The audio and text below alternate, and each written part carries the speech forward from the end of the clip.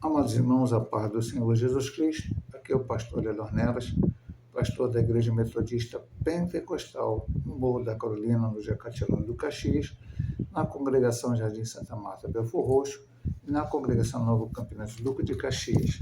Para ministrar mais uma aula da Escola Bíblica Dominical, nós utilizamos as lições bíblicas da CPAD, classe de adultos. Estamos no terceiro trimestre do ano 2024 e o título desse trimestre é a Igreja dos Gentios, da chamada missionária, a consolidação do Evangelho entre os povos. Vamos estudar hoje a lição número 4, o Espírito que nos guia para além das fronteiras. O texto áureo, que se encontra em Atos 16, versículo 5, diz: de sorte que as igrejas eram confirmadas na fé e cada dia cresciam em número. A verdade prática: o Espírito Santo não apenas guia o cristão em seus passos, mas também o impede de avançar quando isso não está de acordo com a vontade de Deus. E vamos então agora para a leitura bíblica em classe, que se encontra em Atos capítulo 16, primeiro do versículo 11 ao 18 e depois do 25 ao 31.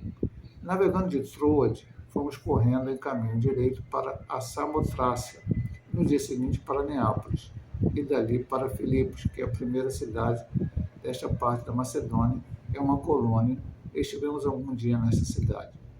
No dia de sábado, saímos fora das portas para a beira do rio, onde julgávamos haver um lugar para oração, e assentando-nos, falamos às mulheres que ali se ajuntaram. Uma certa mulher chamada Lídia, vendedora de púrpura da cidade de Tiatira, e que servia a Deus, nos ouvia. O Senhor lhe abriu o coração para que estivesse atenta ao que Paulo dizia. Depois que foi batizada, ela e a sua casa nos julgou, dizendo: se haveis julgado que eu seja fiel ao Senhor, entrai em minha casa e ficai ali. E nos constrangeu a isso. E aconteceu que, indo nós à oração, nos saiu ao encontro uma jovem que tinha espírito de adivinhação, a qual, adivinhando, dava grande lucro aos seus senhores. Esta, seguindo a Paulo e a nós, clamava, dizendo: estes homens que nos anunciam o caminho da salvação são servos do Deus Altíssimo. Isto fez ela por muitos dias. Mas Paulo, perturbado, voltou-se e disse ao Espírito: em nome de Jesus Cristo, te mando que saias dela. E na mesma hora saiu. Perto da meia-noite, Paulo e Silas oravam e cantavam hinos a Deus, e os outros presos os escutavam. De repente sobreveio um tão grande terremoto que os alicerces do cárcere se moveram, e logo se abriram todas as portas e foram soltas as prisões de todos. Acordando o carcereiro e vendo abertas as portas da prisão, tirou a espada e quis matar-se, cuidando que os presos já tinham fugido. Mas Paulo clamou com grande voz, dizendo: não te faças nenhum mal, que todos aqui estamos. E pedindo luz, saltou dentro, e todo trêmulo se pôs ante Paulo e Silas. E tirando-os para fora, disse: senhores, que é necessário que eu faça para me salvar? E eles disseram: crê no Senhor Jesus, serás salvo tu e a tua casa. Introdução. A segunda viagem missionária de Paulo marca um avanço decisivo da igreja, o fortalecimento das igrejas já fundadas e a expansão do evangelho para novos territórios, culminando na entrada da mensagem cristã na Europa, que está desde Atos 15, 36 até 18, 22. Mesmo diante de conflitos e mudanças de rota, o Espírito Santo conduz cada passo, impedindo caminhos e abrindo outros conforme a vontade de Deus. Esta lição revela o Espírito que nos guia para além das fronteiras, mostrando que a missão avança quando a igreja aprende a ouvir, obedecer e confiar na direção de Deus. Então, só aqui já teremos muita coisa para falar, mas temos os pontos aqui que vão falar sobre isso. Então, hoje nós estaremos estudando, nessa quarta lição, a segunda viagem missionária de Paulo. Lembrando, irmão, que nós estamos estudando a igreja dos gentios, que começou em Antioquia da Síria, depois foi a primeira igreja missionária. Estudamos na segunda lição a primeira viagem missionária de Paulo e Barnabé, com parte da viagem sendo ajudada por João Marcos. E na semana passada estudamos sobre a graça, o Concílio de Jerusalém, a qual foi tomada uma decisão, como é que a lição vai falar, Tiago, Pedro, Paulo e Barnabé falando, o que os gentios tinham que se abster, que eles não precisavam praticar a lei de Moisés, e também vai trazendo a questão final onde que Paulo e Barnabé tiveram um problema e se separaram. E aí, Barnabé pega João Marcos e vai para Chipre, e Paulo pega Silas e empreende a sua segunda viagem missionária. E é o que nós vamos estudar nessa lição. E aqui ele diz, já dentro até do tema da lição, que tudo foi direcionado pelo Espírito Santo, aonde eles deveriam ir e aonde naquele momento o Espírito Santo disse para eles não irem. Nós vamos ver aqui detalhadamente em cada ponto da lição. Então, assim que deve ser, e aqui ele diz aqui,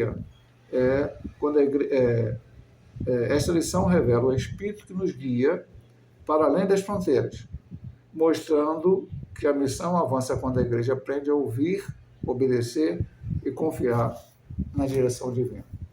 Vamos então para a primeira subdivisão. Lídia, quando o Espírito abre o coração e funda uma igreja. A direção soberana do Espírito na segunda viagem missionária.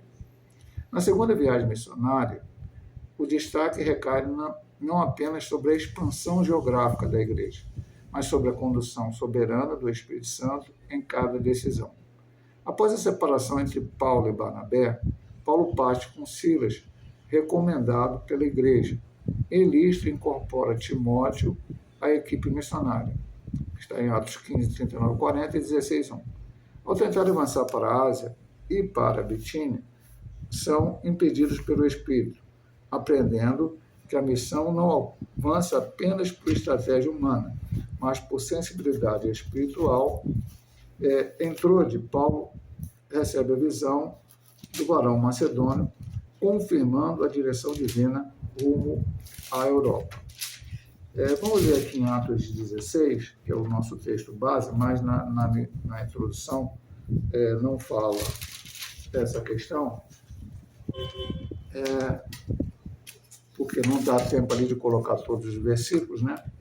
Então vamos aqui ver. E passando pela Frígia, começaram a viagem missionária, né? Já foi, e pela província da Galácia, foram impedidos pelo Espírito Santo de anunciar a palavra na Ásia. E quando chegaram a Mísia, intentaram ir para a Bitínia, mas o Espírito de Jesus não lhe permitiu. Lembrando que a Ásia aqui, eles já tinham pregado na Ásia, continuaram pregando na Ásia. Nós vimos na lição sobre a segunda viagem missionária, grande parte ali do lugar que eles foram é a atual Turquia. Então, parte da Ásia, é divisória ali com a Europa.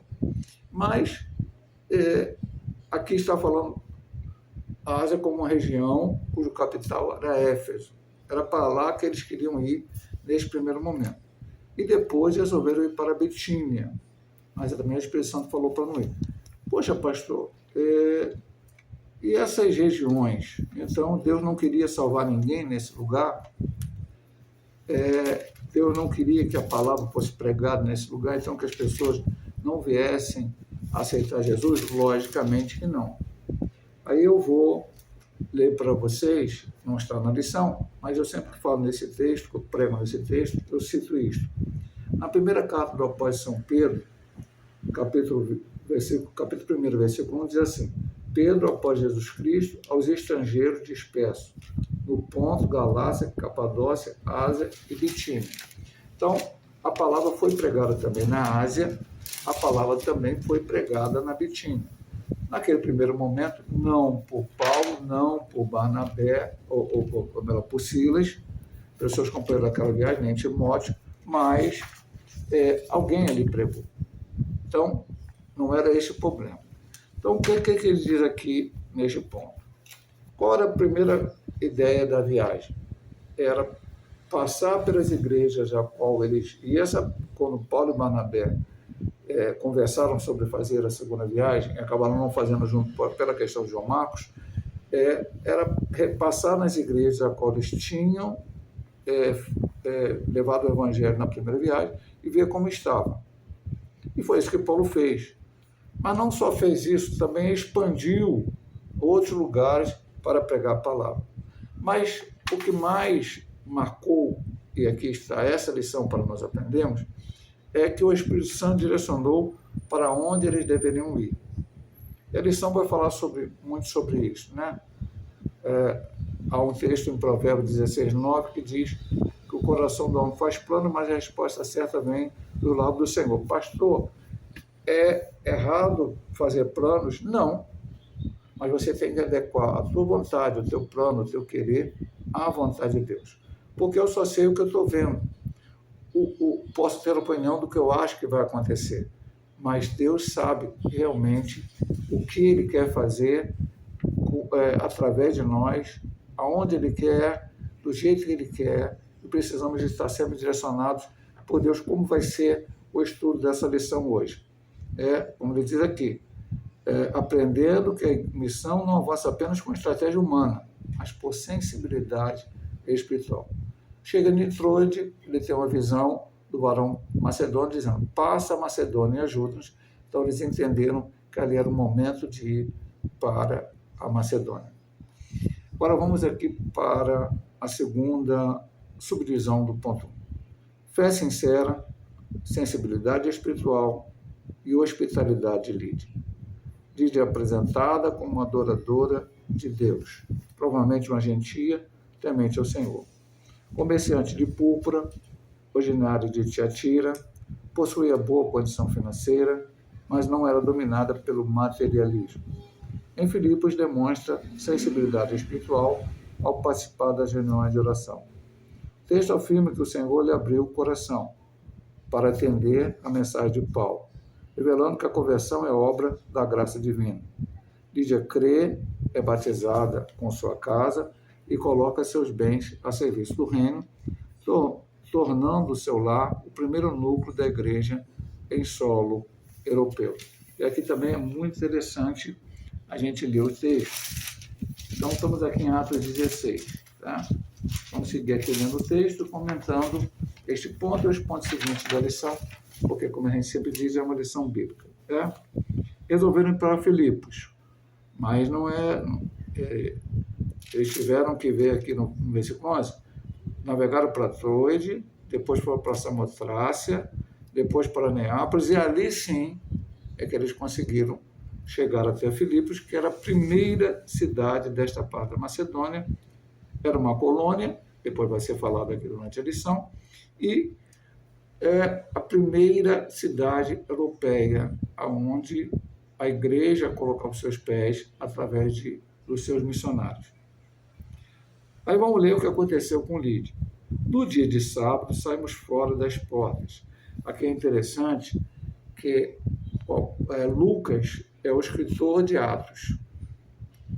Então, ele escreve, muitas vezes, narrando: Paulo fez isso, Paulo fez aquilo, até quando a parte de Pedro, Filipe foi para Samaria, Filipe foi ali, o Espírito Santo conduziu ele ali, e Pedro foi à casa de Cornélio.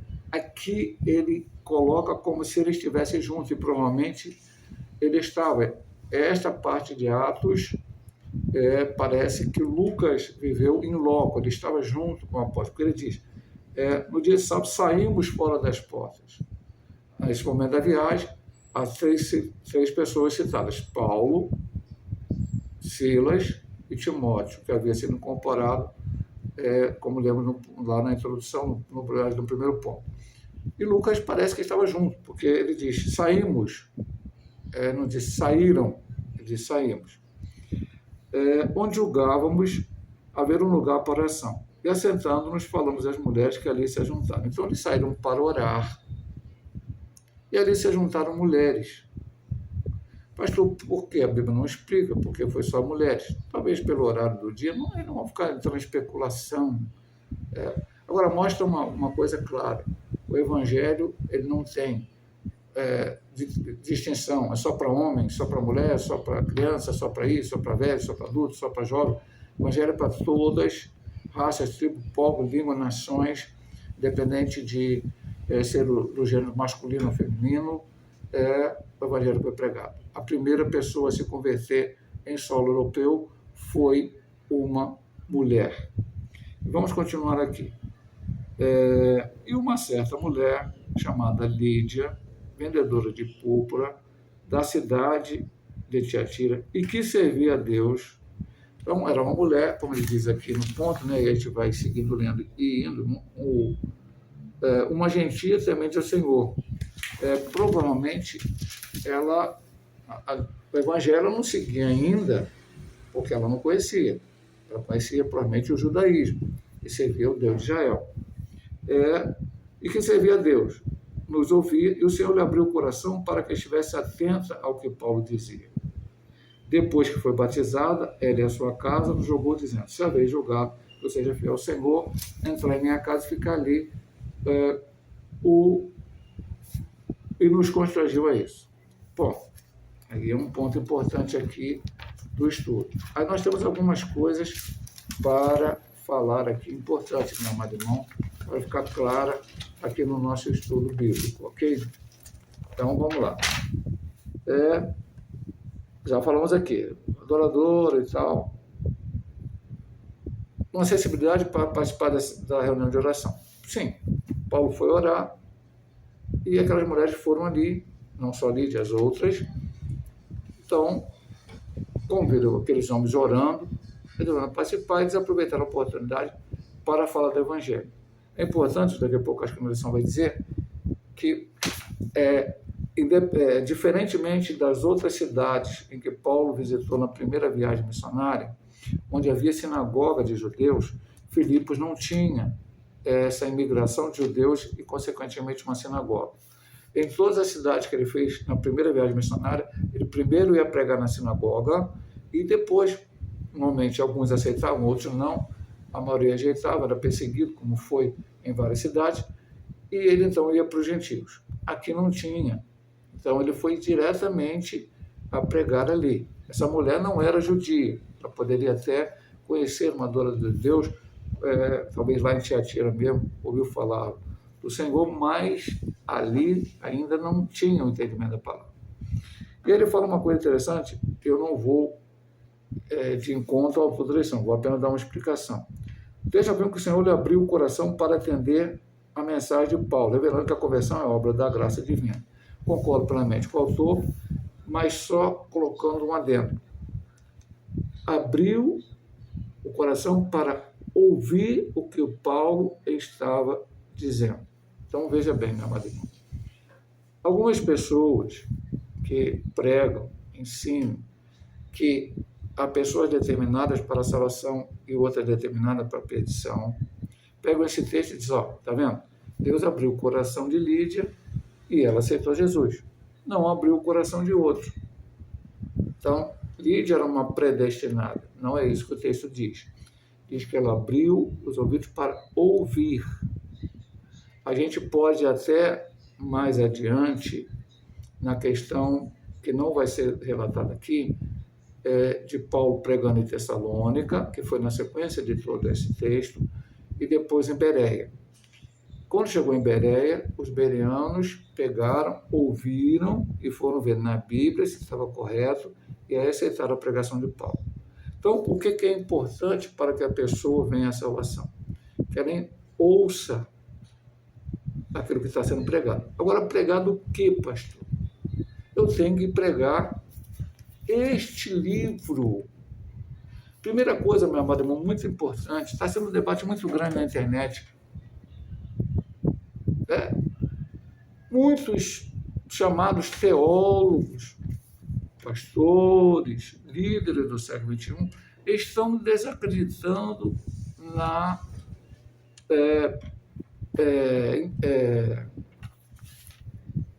inspiração plenária da Bíblia, que todos os textos foram inspirados.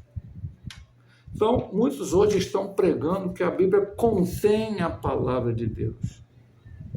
Não. A Bíblia é a palavra de Deus. Então, partindo dessas coisas, começam a desacreditar de certos textos, começam a desacreditar de certas coisas. Começam a pregar aquilo que não está na Bíblia. Alguém pode aceitar a Cristo na hora que o pastor Hélio estiver pregando? Pode. Mas o pastor Hélio tem que pregar a palavra de Deus. Tem que pregar a Bíblia Sagrada. O tema principal tem que ser Cristo. E aí, quem faz a obra de convencer do pecado, da justiça e do juízo é o Espírito Santo. Não é o nível de estudo que eu tenho, que eu alcancei secularmente, teologicamente, não é a eloquência, como eu falo, não é estratégias que eu agrego à pregação para que possa, através dessas estratégias, muitas vezes emocionais, pessoas. É o Espírito Santo. Lídia abriu o coração, ficou atenta e veio, então, a entender a mensagem, entender que Jesus era o Salvador, que ela era pecadora e que seus pecados só seriam perdoados se ela aceitasse a Jesus como o único e eterno Salvador da sua vida. Quando assim ela o fez, então o Evangelho entrou na vida dela. E, como diz aqui o texto, né, toda a sua casa foi batizada. Um detalhe importante. Pastor, ela aceitou Jesus e agora Paulo batizou ela e a família toda. Não, certamente a família dela também ouviu falar de Jesus. Não é assim, tem gente também querendo defender esse tipo de coisa. Não, não, não. Olha só, não se batiza pessoas por ser simpatizante do Evangelho, porque gostar do Evangelho, porque tem familiares cristãos, se batizam pessoas que verdadeiramente aceitaram a Cristo como o único e eterno Salvador da sua vida. Pastor, está na Bíblia? Lógico, meu amado irmão. Quem crer e for batizado será salvo. Lá, se Jesus botar assim, quem for batizado será salvo, aí nós teríamos que batizar todas as pessoas e depois ver o que acontecia. Não, não, é quem crer. Primeiro vem o crer, aceitar a Cristo como Salvador. E então vem depois o batismo nas águas, que é importante também para que seja feito para aqueles que aceitaram a Cristo, e se tornar, então, um membro da igreja, um servo do Senhor. Ok? Ali, na sua casa, começou o primeiro núcleo de uma igreja no solo europeu. Lembrando que nós somos bastante devedores a isso, porque no nosso Brasil o Evangelho veio da Europa. Os primeiros missionários de todas as denominações, praticamente, vieram da Europa. Então o Evangelho entrou aqui por pessoas que haviam se convertido um dia, porque o Evangelho chegou na Europa e ali os missionários foram enviados para vários lugares e chegou também aqui a nossa nação. Agora vamos para a terceira subdivisão. A pregação em Filipos. Simplicidade, graça e poder transformador. Agora vai falar o que eu disse. Sem sinagoga, porque lá não havia sinagoga, Paulo inicia a missão junto a mulheres reunidas à beira do rio. Ali, em um ambiente simples, o Evangelho produz frutos eternos. Lídia responde com fé e obediência, ensinando que Deus age tanto em grandes centros quanto em encontros humildes. Sua conversão inaugura a igreja em Filipos e revela que onde o Espírito abre corações, o reino avança. Contudo, a mesma cidade que recebe o Evangelho também manifestará oposição espiritual, preparando o cenário para a libertação da jovem possessa, que veremos no próximo tópico. Então, o que ele diz aqui?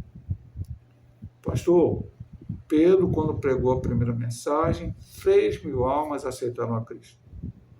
Na segunda, o número chegava a 5.000. Maravilha.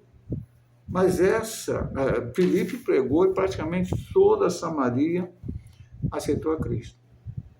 Maravilhoso, meu amado irmão. Que bom que fosse assim. Que houvesse uma cruzada evangelística em cada cidade do Brasil e que todas os cidadãos, ou a maioria deles, viessem aceitar Jesus como Salvador. É assim? Não. E nem foi assim na história da igreja primitiva. Mas tantos esses 3, 5, ou toda a Santa Maria, eles eram importantes, mas quando foi importante, apenas o núcleo da rainha de Candace. O Espírito de Deus tirou Filipe de Samaria e mandou ele para um lugar que estava deserto para pregar a uma pessoa. Eu vou ler um texto aqui, que também não está na lição, mas é importante para a gente entender aqui. Vamos lá. Texto bastante conhecido, só que eu tenho que...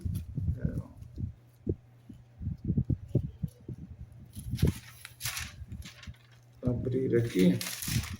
Vamos lá. Tiago, capítulo 5.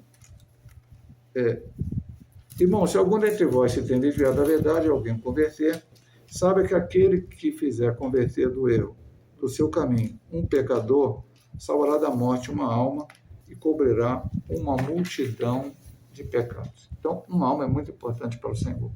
E eu poderia citar outros textos. Aí eu não falei de Cornélio, no caso foi a família toda, mas foi ali uma família, uma casa. E agora aqui, Lídia. Então, ele diz uma coisa que é importante. Deus atua aqui, por exemplo, fala primeiro de ambientes simples.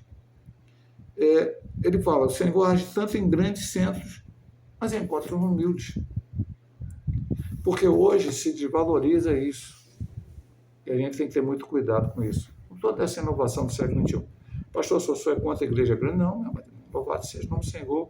Quanto mais pessoas aceitarem Jesus, quanto mais igrejas tiverem, o nome do Senhor deve ser glorificado. Agora, também há aquele culto na casa, aquele culto em que às vezes tem apenas meia dúzia de pessoas, mas que ali a palavra é pregada e almas podem se render a Cristo. Então isso tem que ser valorizado também, como foi aqui. Lídia, começou com ela também, justamente com os apóstolos, falou para os seus se converteram, e ali se iniciou um trabalho importantíssimo. Primeira igreja no solo europeu. E aquilo foi depois se difundindo. Então, Filipe, depois foi para outras regiões, e o nome do Senhor foi glorificado. Anos e anos, a Europa foi o berço de missões. O primeiro missionário de missões chamadas modernas, né? Porque houve um tempo que a igreja parou de fazer missões.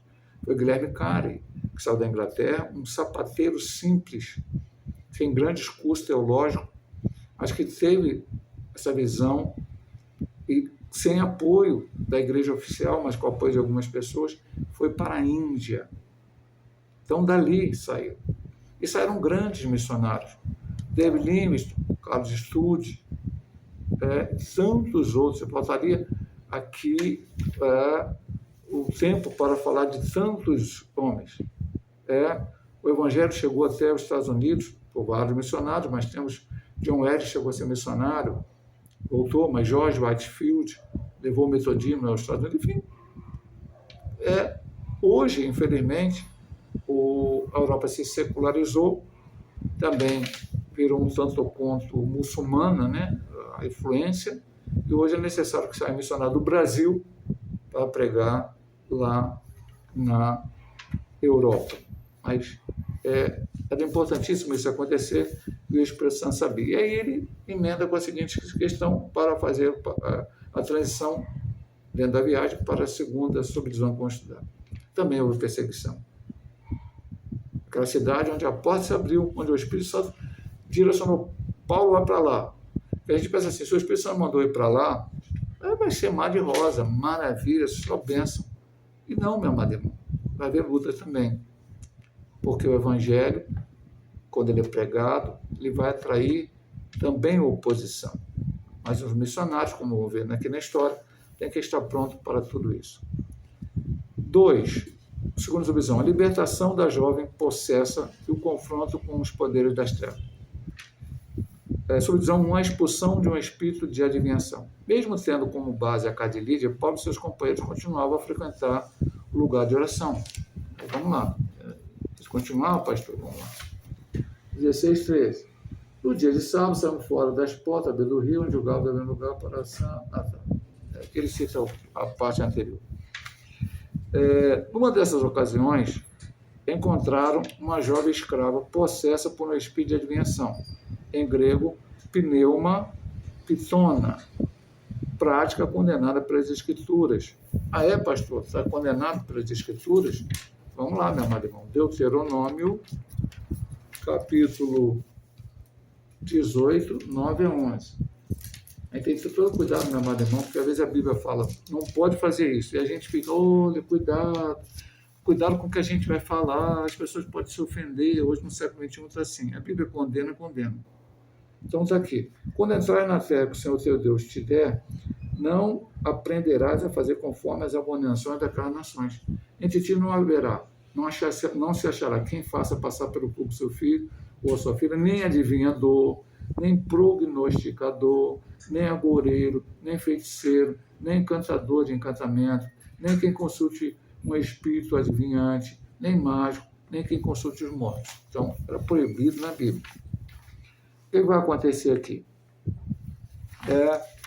Embora falasse verdade sobre os missionários, seu testemunho não procedia de Deus, à semelhança dos demônios que reconheceram Jesus. Os demônios reconheceram Jesus? Claro. Tem que ver a Bíblia, né? Às vezes eu falo, ultimamente eu tenho feito uns estudos aqui que eu não tenho lido muitos versículos, não. Mas é importante ler, porque eu sempre falo, não é a opinião do pastor Walter Gabi, do pastor Hélio, da CPAD, da Metodista Pentecostal, da Assembleia, é Bíblia. Marcos 1, 24. Que temos contigo, Jesus Nazareno, vieste destruir-nos, bem sei que és o Santo de Deus. Jesus foi expulsar um demoniado em Cafarnaum e os demônios falaram isso para Cristo. Perturbado, Paulo ordenou em nome de Jesus Cristo que o Espírito saísse dela e a libertação foi imediata. Está aqui em Atos 16, 18. Revelando a autoridade do Evangelho sobre as trevas. Ele fala pouco aqui, porque já vai falar da reação, mas eu gosto de falar sobre esse texto, e sempre quando eu prego eu falo aqui. Pastor, mas era o demônio, mas não estava falando a verdade? Não, meu amado irmão. O grande problema é você atrelar o Evangelho a coisas que não são de Deus, não vêm da parte de Deus, e haver essa mistura. Então, por exemplo, existem certos cultos afro-brasileiros no Brasil que se lê Bíblia, fala de Jesus. Mas a pessoa fala assim, não, o Espiritismo fala de Jesus. Não é o Jesus da Bíblia. Então a gente tem que ter cuidado, meu amado irmão, e achar que tudo está certo. Veja como Paulo teve discernimento. Quem estava falando que ele é servo de Deus vivo era o demônio. Jesus, o que fez lá? O demônio Gadareno. Expulsou o demônio. Tu é Jesus Nazareno. Não importa que tenha falado que ele é Jesus Nazareno. Expulsou o demônio. Aquela pessoa que estava endemoniada, ela precisava realmente dizer que Jesus era o Salvador, mas não com o demônio dentro dela, sem o demônio dentro dela. Confessando que Jesus é o Salvador para a sua salvação. Porque o demoniado que fala que Jesus é Jesus, ele está falando porque o demônio está falando através dele. Porque a Bíblia diz que os demônios até estremecem, eles sabem quem é Jesus. Se através, já foi citado aqui, acho que nessa lição, nesse trimestre, os 7 filhos de Sé foram expulsar o demônio. E eles devem usar a seguinte frase para expulsar o demônio. Sai em nome de Paulo, Jesus é quem Paulo prega. Eles falaram, Paulo a gente conhece, Jesus também, mas vocês não. Então veja bem, meu amado irmão. Cuidado.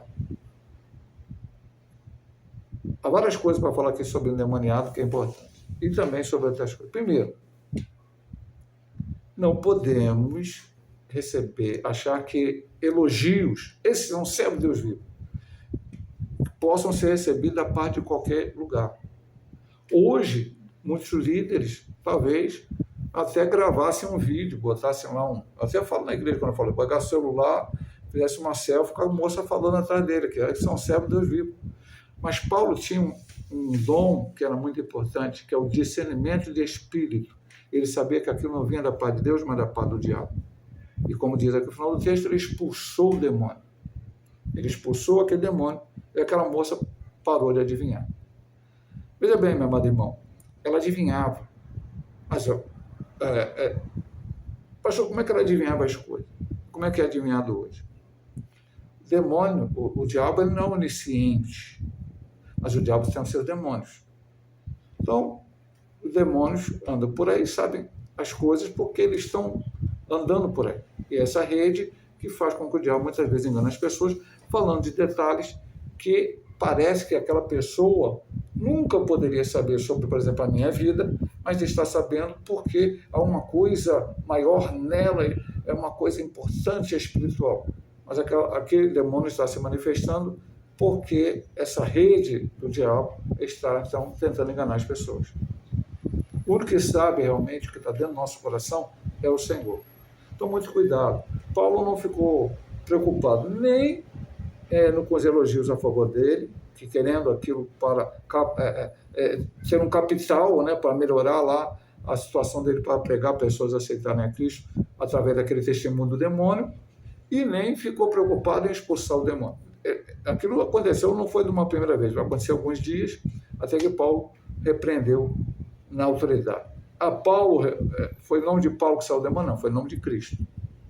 O demônio não sai meu nome, não sai porque eu jejuei, não sai porque eu preciso jejuar, eu preciso buscar Deus, eu preciso orar, eu preciso consagrar minha vida, isso tudo eu preciso fazer. Mas a autoridade não está em mim, a autoridade está no nome de Cristo Jesus. E aí, veja bem, meu amado irmão, saiu o demônio. O demônio saiu, eu até falo na igreja, né? Aquela moça que adivinhava tudo, agora ela nem sabia o que ela comeu ontem. O que você comeu? Eu não sei, não lembro mais. Porque ela não fazia aquilo por ela, mas era o demônio que estava dentro dela. Agora não havia mais esse demônio. É interessante, meu irmão, falar mais uma coisinha sobre isso. Hoje tem supostos apóstolos, pastores, que estão adivinhando o CPF das pessoas. Para que isso? Pastor, o que vai adiantar um pastor adivinhar meu CPF? Nada, o seu CPF você já sabe. Você já sabe qual é. A não ser que você tivesse com Alzheimer, né? Não lembrasse mais o seu CPF, aí ele vai lembrar. O seu CPF, pois precisava lembrar aqui agora, precisava fazer um negócio. Mas não é o caso, não é assim que acontece. Não tem nenhuma utilidade isso, para nada, apenas para espectacularizar e que aquele suposto líder e tal venha a ter seguidores, pessoas que vão atrás dessas coisas. Muito cuidado com isso. Agora vamos ver a reação dos exploradores e a perseguição injusta.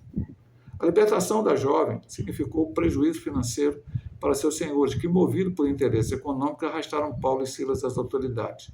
Sob falsa acusação de perturbação da ordem pública, os missionários foram condenados sem julgamento, açoitados publicamente, lançados na prisão. A questão mostrou-se uma ameaça não à ordem social, mas a sistema de exploração travestido de religiosidade. Só um minutinho que eu tomar água aqui, que está calor.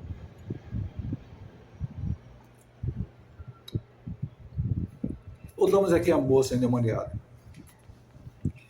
Outra prática muito errada que se faz hoje, em igrejas, principalmente neopentecostais. Vai expulsar o demônio. Demônio, qual é o teu nome? Teu nome, demônio, você gosta dessa igreja aqui. Aí o demônio diz que não gosta, né? E às vezes ainda falam assim, da igreja tal, gosto. Cuidado com isso, meu irmão. Quando qualquer um de nós se defrontar, entendemos por Deus que aquela pessoa que está diante de nós, falando coisas positivas sobre nós, ou se manifestando realmente, o demônio é um demônio que está nela, a atitude tem que ser, em nome de Jesus, mandar aquele demônio sair. Aquela pessoa está sofrendo. Parece que não, parece que está bonito, está bacana. Aquela pessoa estava sendo explorada. Havia pessoas explorando, usando ela para poder ter ganhos financeiros. Isso não pode acontecer. O Evangelho é contrário a isto. E nós não temos que conversar. A Bíblia diz em João 8,44 que o diabo é o pai da mentira. Como é que eu vou acreditar em alguma coisa que o demônio fala? Tá? Se ele estiver falando a pura verdade, ele está falando a verdade, mas com o sentido de deturpar as coisas. Mas normalmente ele vai falar é mentira. Então, eu tenho que expulsar o demônio para que aquela pessoa possa ser liberta. E ali, depois de liberta, que se pregue o Evangelho a ela, para que ela possa aceitar a Cristo e agora se tornar uma nova criatura de Jesus. Isso vai acontecer hoje conosco aqui, no Missões Urbanas, pregando dentro da nossa família, pregando no nosso lar, pregando na nossa rua. Quantas vezes nesse meu ministério já aconteceu essas situações, pessoas entrarem endemoniadas na igreja, que o demônio tem que ser expulso, e até mesmo encontrar pessoas no meio da rua nessa situação. Ok? Em nome de Jesus sempre. Vai haver perseguição? Vai. Vai haver situações contrárias. Os missionários foram, aqui ele fala, os missionários, Paulo, Silas, levados perante as autoridades com falsas acusações, não houve um julgamento, foram ali torturados, levados chicotada e foram presos. E ali que não diz, aqui mais profundo lá, talvez um cárcere até abaixo ali, bem ruim. Paulo e seu companheiro de missões passaram isso. O problema é, como ele diz aqui no final, era contra a ordem social? Não. O problema era sistema de exploração travestido de religiosidade. A igreja está aqui para pregar o Evangelho. O que é o Evangelho de Cristo, pastor? Jesus Cristo salva, cura, liberta, batiza com o Espírito Santo e brevemente voltará para arrebatar a sua igreja. Esse é o Evangelho de Cristo. Então, entre essas coisas está o liberta. Jesus disse, em meu nome, sinais seguirão os que crerem. Em meu nome expulsarão demônios, curarão pessoas. Essa é a missão da igreja. E Paulo fez isso de forma correta naquele momento. Vamos lá. A falha da justiça humana, que está entre os versículos 21 e 24. O magistrado romano, eles ignoraram o devido processo legal e violaram os direitos de Paulo e Silas como cidadãos romanos. O episódio evidencia que a justiça humana é falha e pode ser movida por pressões, interesses, mas isso não frustra os propósitos de Deus. Muitas vezes o sofrimento do justo se torna instrumento para a manifestação da graça. O crente é chamado a discernir, confiar e permanecer fiel, mesmo quando agir corretamente resulta em oposição e injustiça. Deus continua soberano, inclusive nas prisões da vida, e é justamente nesse contexto que o Senhor transformará a dor em testemunho, como no episódio da prisão de Paulo e Silas e a conversão do carcereiro. Eu tenho uma maneira de pensar, e prego sempre isso na igreja. Eu acho que não há coincidência na vida dos crentes. Há um propósito divino, não uma predestinação, mas uma presciência divina que sabe. Eu vou citar primeiro um exemplo aqui fora, depois vou para o exemplo de Paulo. Puxa, pastor, fiquei doente, fui para o hospital. Vou até falar, vou citar um testemunho. Os jovens estavam evangelizando, pregando a palavra, levando Jesus, dando folheto, e levou um tiro, uma bala perdida. Foi parar dentro do hospital. E ali ficou internado.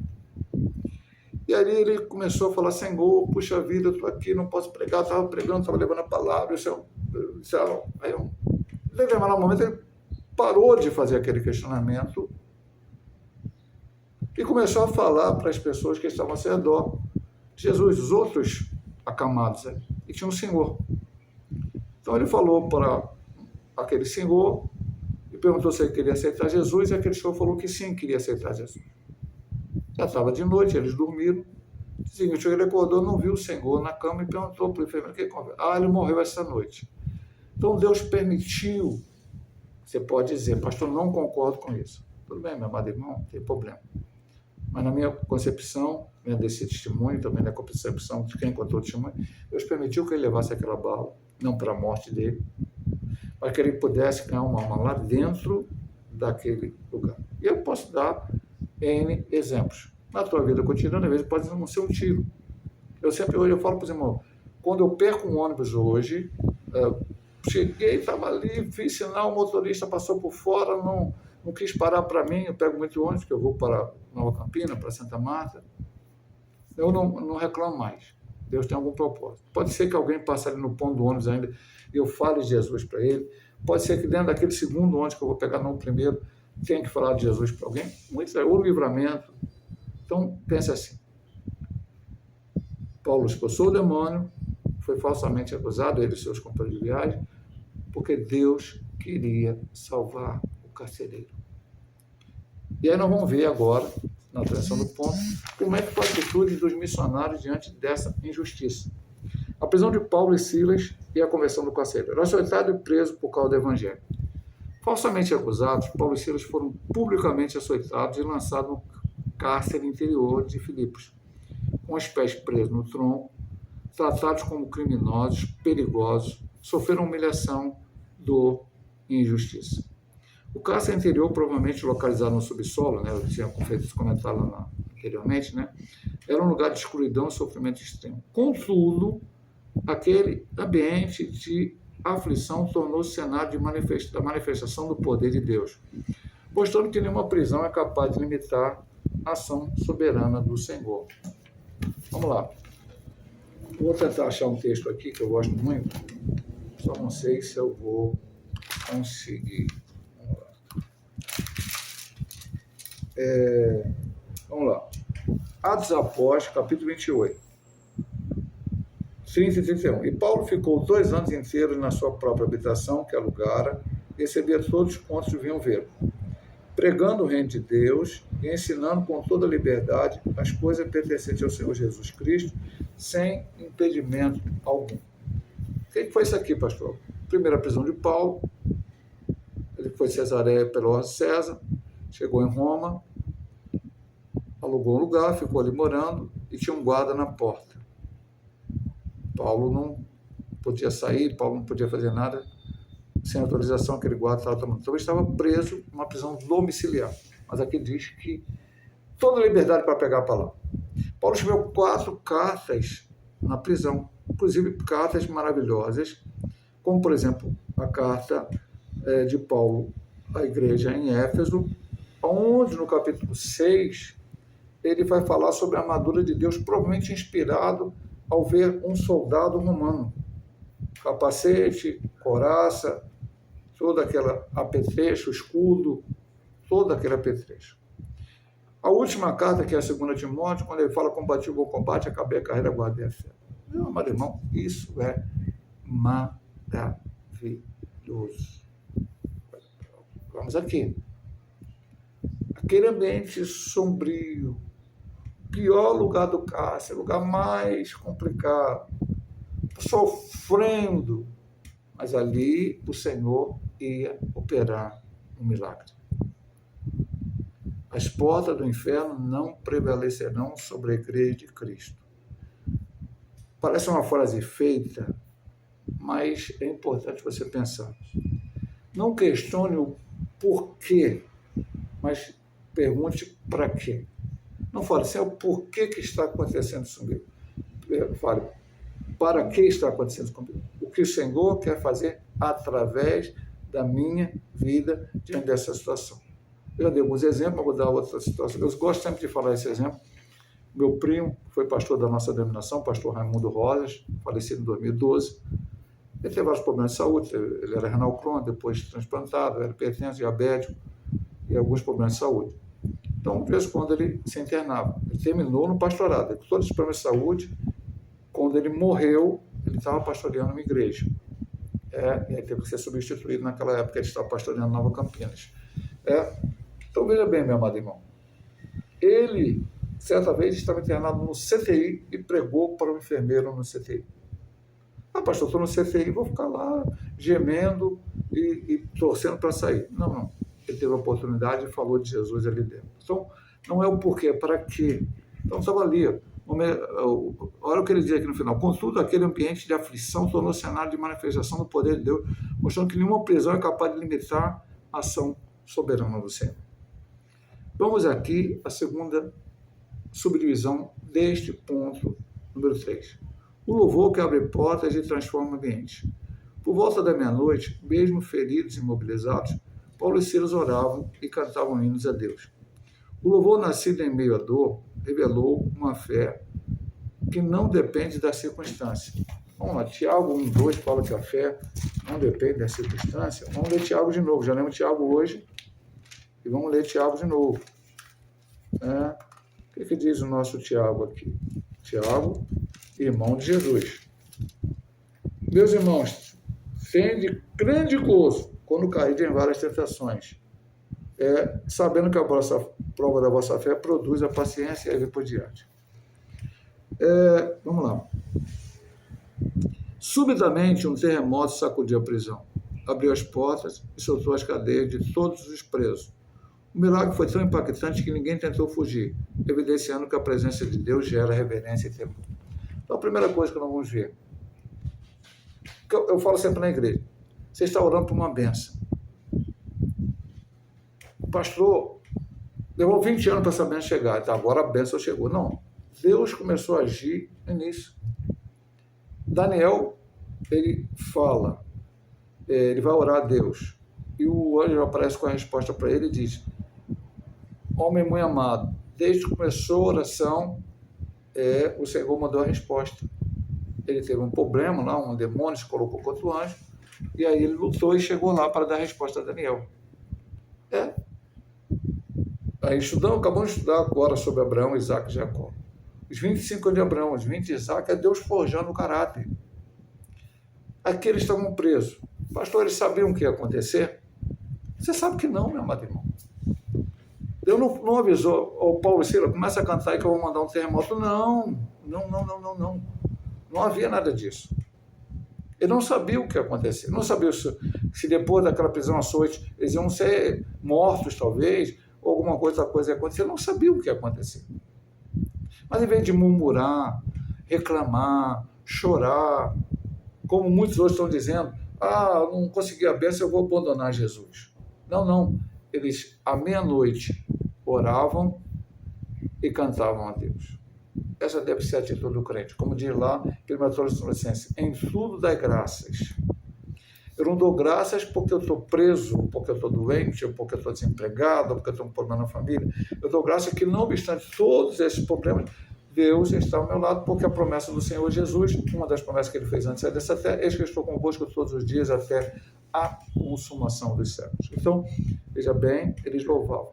E o Senhor mandou um terremoto. Hoje, depois de um terremoto, agora aconteceu na Venezuela, né? Destruiu lugares. Terremoto aqui. A única coisa que ele fez foi que as portas do cárcere se abrissem e as cadeias se soltassem. Pastor, mas ali quem estava preso injustamente eram os missionários. O restante não, tinha cometido crimes. Mas aquela ação de Deus, talvez a palavra de Paulo ali, que ele deve ter pregado naquele lugar, estava cantando, louvando a Deus, agiu, impactou naquelas pessoas que ninguém pensou até mesmo em fugir.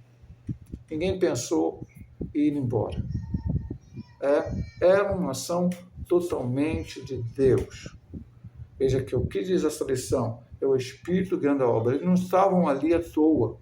Eles foram a Macedônia porque houve alguém dizendo: passa a Macedônia e ajuda-nos. Era só Lídia que precisava ouvir falar de Jesus, da casa dela. Não tinha uma moça presa aos demônios e ela precisava ser libertada. E agora nós vamos ver o que aconteceu na família do carcereiro. A conversão do carcereiro e a vitória da graça. Ao ver as portas abertas, o carcereiro, tomado de desespero, tentou tirar a própria vida, mas foi impedido por Paulo. Profundamente impactado, perguntou: que devo fazer para ser salvo? A resposta foi clara: crê no Senhor Jesus Cristo e serás salvo tu e a tua casa. Ele creu, cuidou das feridas dos missionários, foi batizado com sua família, recebeu-os com alegria. Onde o evangelho entra, vidas e lares são transformados. 2 Coríntios 5,17, você deve saber de cor. Aquele que está em Cristo, nova criatura é, as coisas velhas se passaram, eis que tudo se fez novo. Este episódio ensina que Deus continua soberano, mesmo nas prisões da vida. Quando o crente escolhe louvar em meio à dor e permanecer fiel diante da injustiça, o Senhor transforma sofrimento em testemunho e usa circunstâncias adversas para salvar outros. Então, o carcereiro, ele era responsável por todos aqueles presos. Pastor, o que aconteceria com o carcereiro se fugissem? Paulo e Silas? Não, todos. Ou até Paulo e Silas podia ficar, mas fugissem os outros. Ele provavelmente seria morto. Era assim a lei romana. Então, para a humilhação dele ser morto, ele pensou em suicidar, pegou a sua própria espada. E Paulo e Silas, vendo aqui, disseram: não faça isso. Ninguém aqui fugiu, está todo mundo aqui. Ele ligou uma lâmpada, era meia-noite, estava escuro, né? Ligou uma vela lá, enfim, porque não tinha luz elétrica naquele tempo. Entrou e viu Paulo, Silas e todo mundo ali. E ele, empaquetado, porque provavelmente ele também já tinha ouvido eles cantarem, eles orarem, e perguntou para eles: Senhores, o que eu faço para ser salvo? Amado irmão, essa pergunta deveria ser feita por toda a humanidade. E alguém vai falar: para ser salvo, eu preciso não... Vou voltar à lição passada, da graça, né? Eu não bebo, não fumo, não jogo, não adultero, não passo. Ou vou à igreja, prego, canto, toco instrumento. Não. Paulo não deu essa resposta aí. Também não é. Porque não, você não será salvo pelas obras. Estamos isso bem claramente. Para que ninguém se glorie. Preciso guardar um dia da semana? Não. Preciso guardar a lei de Moisés? Não. Preciso ser circuncidado? Não. A resposta de Paulo para aquele homem gentio foi: crê no Senhor Jesus Cristo, será salvo tu e tua casa. O eunuco da Recandace pergunta a Felipe: tem água ali, que eu posso batizar? Quem me pede? Se você crê no Senhor Jesus como Salvador, creio. Eu só não posso querer me batizar, me tornar um membro da igreja, sem verdadeiramente ter crido que Jesus é meu Salvador e ter me arrependido dos meus pecados. Eu preciso me arrepender. Preciso entender que tudo que eu fiz anteriormente foi contra a lei de Deus. E que a única maneira desse pecado ser perdoado é o sangue de Cristo lá na cruz do Calvário. Creu nisso, será salvo. Ah, pastor, mas tu e a tua casa, mais uma vez, como líder, a família que vai junto, certamente não é... Paulo não está querendo dizer que automaticamente, quando alguém da família aceita Cristo, todo o resto da família aceita. Nós vamos ver várias famílias na Bíblia, qual alguém era servo de Deus e outro não era. Mas ali, ele sendo salvo, sendo líder da família, ele iria falar de Jesus. E o que aconteceu? Levaram Paulo e Silas para sua casa. Paulo e Silas ali também falaram de Jesus, e aquela família aceitou e todos foram batizados. Aí tem uma pergunta para fazer: pastor, por que se batizava tão rápido? Porque era aquela necessidade. Paulo e Silas não ficariam ali em Filipe, depois eles iam para outra cidade. Hoje, na igreja, não é hoje, não começou hoje, não, começou ontem. A igreja se faz assim há muito tempo. A pessoa aceita Jesus, vem para a igreja, passa por um curso, né, um momento em que ela precisa entender as doutrinas básicas do Evangelho, e ali confirmando, ela entendendo tudo aquilo, então ela passa pelo batismo. Na nossa igreja ela faz uma confissão de fé antes, né, de batizar pelas águas. Eventualmente, alguém pode ser batizado normalmente porque está doente, porque, enfim, alguma situação pode, mas normalmente é isto. Mas ali foi assim, batizava-se rapidamente, como foi o eunuco, que não ia mais ver Filipe, e o Filipe não ia ver mais ele, como aqui a família do carcereiro, que naquele primeiro momento não iria ver, e ali se estabeleceu também. Nesse núcleo, casa de Lídia, carcereiro, a igreja de Filipe. E quando eu falo sobre esses textos que eu prego, eu sempre digo: hoje a gente pega a Bíblia e lê. Posso todas as coisas naquele que me fortalece. São todos os textos maravilhosos que estão na carta do apóstolo São Paulo à igreja em Filipe, que foi escrita logicamente posteriormente. Esses textos só estão lá porque os missionários, Paulo e Silas, primeiramente, né, porque depois Timóteo foi comparado, resolveram ouvir a voz do Espírito Santo e ser guiados para irem aonde o Espírito Santo queria que eles fossem. Só para terminar esse ponto: quando o crente escolhe louvar em meia dor, permanecer fiel diante da injustiça, o Senhor transforma o sofrimento em testemunho e circunstâncias diversas para salvar outras pessoas. Vamos aqui à conclusão.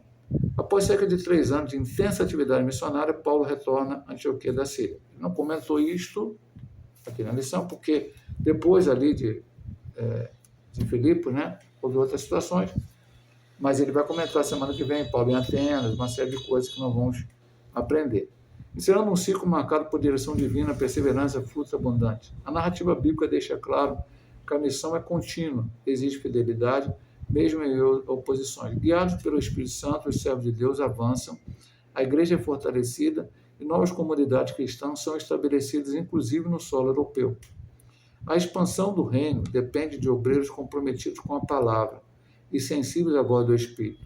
Assim como Paulo, sejamos fiéis, ousados e obedientes à direção do Espírito Santo em cada etapa da nossa caminhada cristã. Paulo foi chamado lá atrás e, a partir daquela chamada, foi obediente. Na primeira viagem, teve oposição, quase mataram o Paulo, bateram nele e levantaram. E Paulo já teve uma situação anterior na primeira viagem, onde acharam que ele era um Deus, ele curou um homem paralítico. Ele rasgou suas vestes, e Barnabé dizendo não. Então, Paulo sabia essa questão. O nome que tinha que ser glorificado, exaltado, engrandecido, era o nome do Senhor Jesus Cristo. Ele estava ali para pregar Jesus. Ele estava ali para pregar o Evangelho. E assim ele fez, com ousadia. Ele diz aqui no final, ousadia, obediência, fidelidade, pregando a palavra de Deus. E é isso que nós temos que fazer como a Igreja de Cristo no século XXI. Meus amados irmãos, se Deus assim não permitir, semana que vem estaremos gravando mais uma aula. Cristo entre os filósofos, o Deus desconhecido se revela. Eu nem li a lição ainda, mas será maravilhosa. Eu gosto muito desse texto, quando Paulo prega em Atenas. Estamos aprendendo lições maravilhosas. Deus possa abençoar a todos, em nome de nosso Senhor e Salvador Jesus Cristo.